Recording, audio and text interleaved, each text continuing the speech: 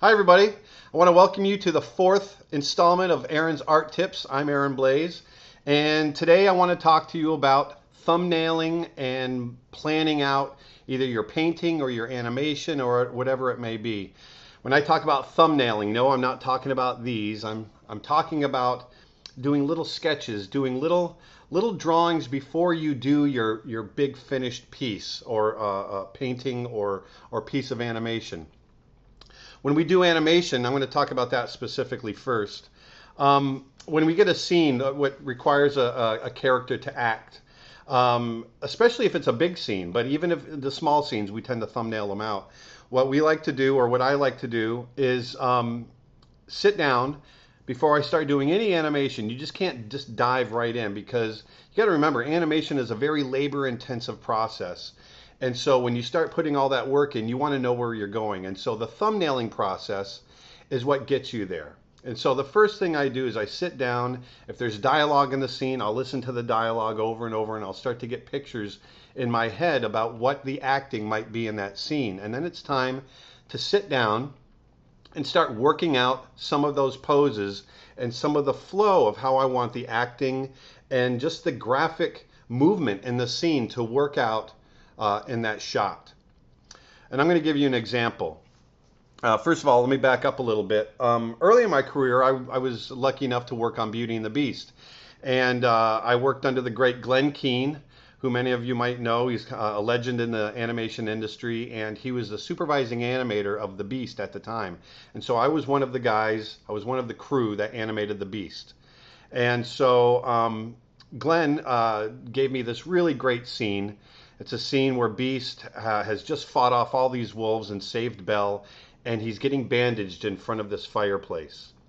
Now, when I got the scene, I was working in Florida, he was working in California, and so I flew out to California and spent 3 weeks out there just planning out this sequence. I didn't even start any animation while I was there. I was thumbnailing the whole time while I was there, and I want to share some of that with you. The first thing I want to do, though, is I'm going to show you the scene, how it plays in the movie. I was able to pull it up on YouTube. The quality is, it's not that great, but you'll at least get a sense of it. And then I'm going to take you through some of the thumbnailing poses, and then I'm going to play the scene again so you can see where those poses played out. So let me go ahead and make this full screen here, and I'm going to go ahead and play this scene. Now remember, just to set up, the Beast has he's just fought off these wolves. He's been beat up. He's being carried away on horseback by Belle. And then we cut ahead to the next shot, which is the scene I animated.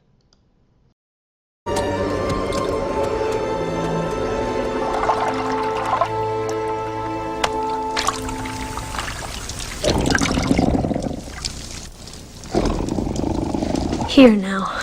Oh, don't do that. Just hold still. That hurts! If you'd hold still, it wouldn't hurt as much. Well, if you hadn't have run away, this wouldn't have happened. If you hadn't frightened me, I wouldn't have run away. Well, you shouldn't have been in the West Wing! Well, you should learn to control your temper.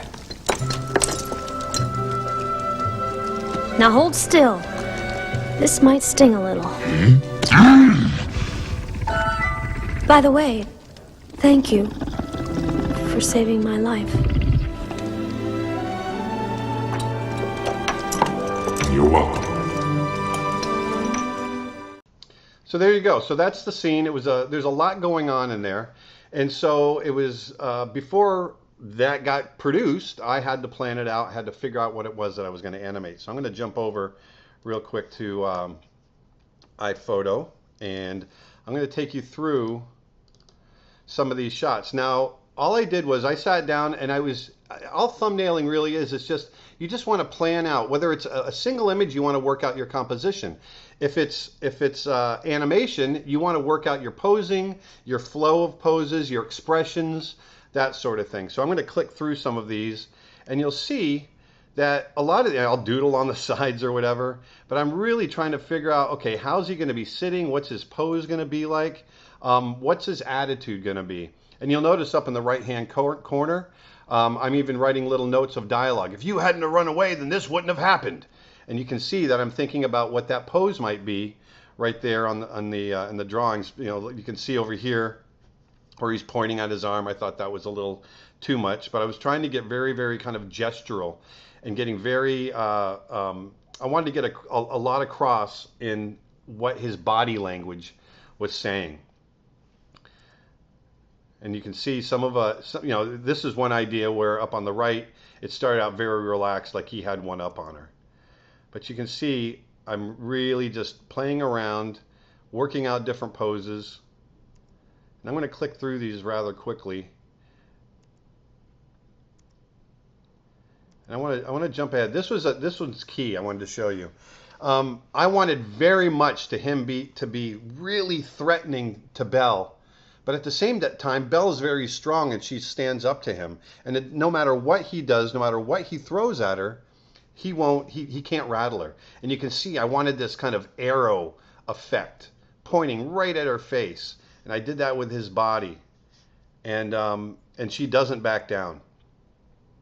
So these are all different poses, different ideas. This is some ideas for the opening pose in the shot where he's kind of huddled up, closing himself off from her, completely, you know, turning his back on her. And you can see I'm trying very, very hard to get a very simple, closed off silhouette. Everything's inside. Nothing's really breaking his silhouette. And then these next three panels, you can see they're all little bits of cutouts. And what I did was I went through and I found all the poses that I liked, and I worked them out and fit them together and tried to find the flow of the scene. And if you see, as we go through this, as we start at the top left and work through, go to the right, and then go to the next middle column and go to the right, and you can follow the action of the scene. If you hadn't have run away, then this wouldn't have happened, you can see. And then she yells back at him, and he's thinking down the lower left-hand corner, and then he's got it. And then he throws his finger at her, and now he really thinks he's got her. And then if you look in the lower right, he doesn't know what to say, and he just kind of gives up his arm, and she starts to bandage it again. And you can see, once again, I want you to try to remember a lot of these poses. And this is where they are all worked out. I worked on these for about 3 weeks. Not 3 weeks, about 2 weeks, leading up to actually doing the animation. And so the key is, once I started that animation, I knew exactly where I wanted to go. I knew the posing I wanted to hit. And it went much, much smoother. Now, some of you who do 3D animation and claim, you know, or say, you know, you don't draw, because I work with a lot of guys that, you know, work in the 3D world that don't draw, work in CG. Well, even if you don't draw, you can still sit down and scribble something out and plan it out. And I find that, you know, working out that roadmap before you start really, really helps the process. So let me go back again. It's I'm going to play this scene for you one more time.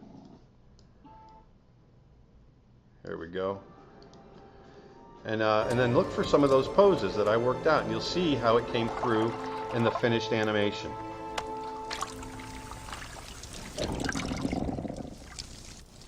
See, there's his opening pose. He's licking his wound. He's closed off from her, just like I had worked out. Just hold still. That hurts! There's that Hold arrow. still, it wouldn't hurt as much. If you hadn't have run away, this wouldn't have happened. If you hadn't frightened me, I wouldn't have run away. Well, you shouldn't have been in the West Wing! Well, you should learn to control your temper.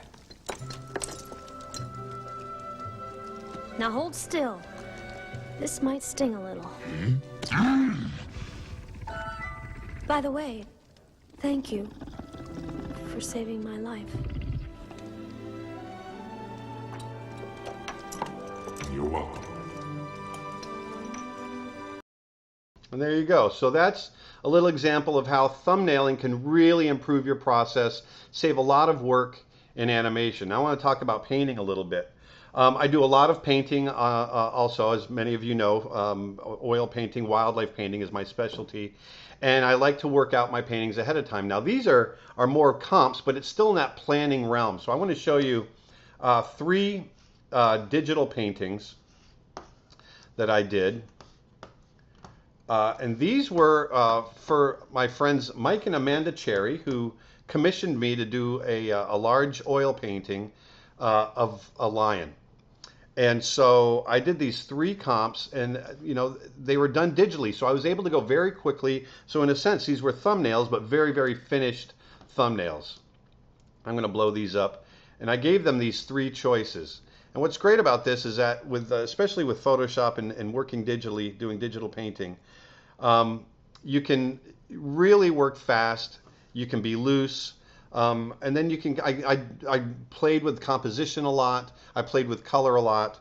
And well, anyway, so I gave them these three paintings. And it turns out that this one right here, this is the one that they ended up liking. And so here, I worked probably about an hour and a half, 2 hours on this piece in Photoshop.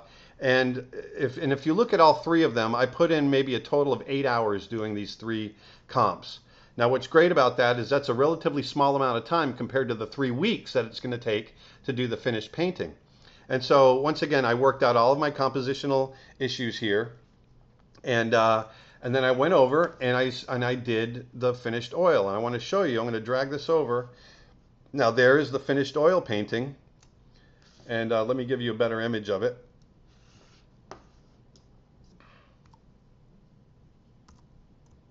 And oops, there we go. And so you can see that I pretty much stuck to the thumbnail, but you know, in the finish I maybe changed some colors and things like that, but I had the roadmap worked out for me. Okay? And so there you have it. I just wanted to talk to you a little bit about planning and thumbnailing your work before you actually sit down and start working. You'll save a lot of time.